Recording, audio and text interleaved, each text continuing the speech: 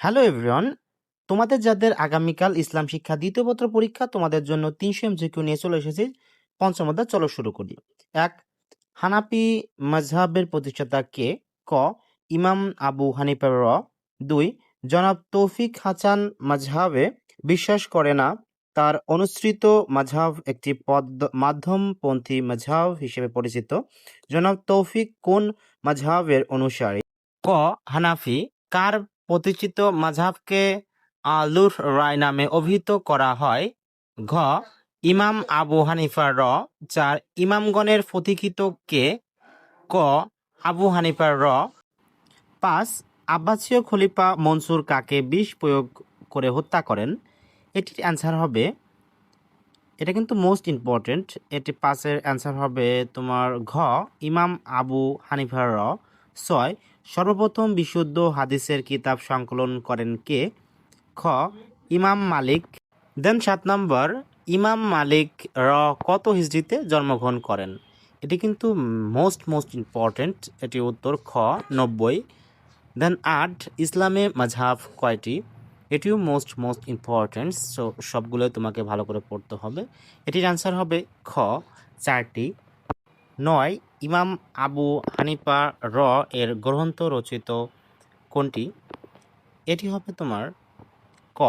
ফিকরুল আকবর। এখন আমরা যাব পরের অংশে। সো চলে এসেছি। ১০. ইমামু দারুল হিজরত কার উপাধি? খ. ইমাম মালিক র. ১১. আহমেদ ইবনে হাম্বল র কোথায় জন্মগ্রহণ করেন? গ. বাগদাদে। ১২. ফিকহ শব্দের অর্থ কী? ক. অনুধাবন করা। ১৩. ইমাম মালিক রচিত গ্রন্থ কোনটি? ক. এটি হবে কিতাবুল মানাসিক, বেস্ট ইম্পর্টেন্স, এগুলো পড়তে হবে তোমাকে, আর এটা বেস্ট ইম্পর্টেন্স। ওকে, সো এখন যাব ১৪. ইমাম আজম কার উপাধি? গ. ইমাম আবু হানিফার রা, এটা বেস্ট ইম্পর্টেন্স। ১৫. কিতাবুল গ্রন্থকে সংকলন করেন? গ. ইমাম শাফেজি র.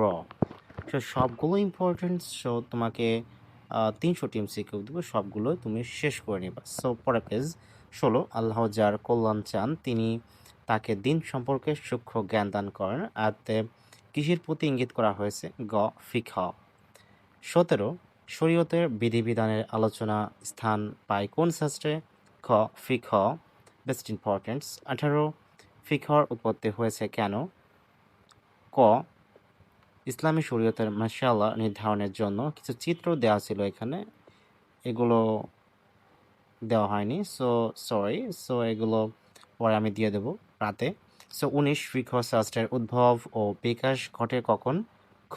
হিজরি দ্বিতীয় শতাব্দীতে। ২০. ইস্তিফাদ কি? খ. গবেষণা প্রক্রিয়া, বেস্ট ইম্পর্টেন্স। ২১. ফিকহ শাস্ত্রের প্রাথমিক যুগকে কি হিসেবে আখ্যায়িত করা হয়? ক. গবেষণা সংকলনের যুগ। ২২. ইসলামী শরীয়তের ব্যবহারিক দিকের প্রধান ভিত্তি কি? ঘ.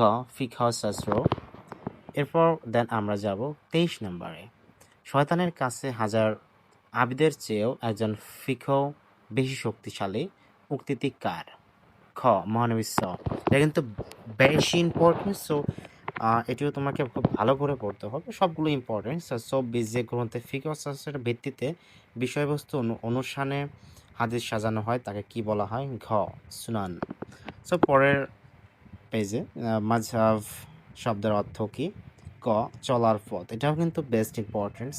২৬. মুসলিম মনীষীদের গবেষণার ফলে কি গড়ে ওঠে? ক. ২৭. ইসলামী আইনতত্ত্বের প্রবর্তক কে? গ. ইমাম আবু হানিফা র. Best importance. ২৮. নিয়মতান্ত্রিক পদ্ধতিতে কার নেতৃত্ব ফিকহ শাস্ত্র সম্পাদনার কাজ শুরু হয়? ক. ইমাম আবু হানিফা র. এরপর দেন ২৯. দুজন আইনবেত্তার মধ্যে মূল আইনের কোন বিষয়ে মতভেদ থাকতে পারে? ক. ব্যাখ্যা বিশ্লেষণ। দেন ৩০. ফিকহ শব্দের অর্থ কি? গ. অনুধাবন করা। এখন আমরা চলে যাব, এটা কিন্তু বেস্ট ইম্পর্টেন্স, ৩১ নাম্বার। ইমাম মালিক রা কোথায় জন্মগ্রহণ করেন? বাগ, এটা কিন্তু মদিনা হবে। ওকে। খ. ৩২. ইমাম আবু হানিফ জন্মগ্রহণ করেন কোথায়? ক. কুফায়, বেস্ট ইম্পর্টেন্ট দুটাই।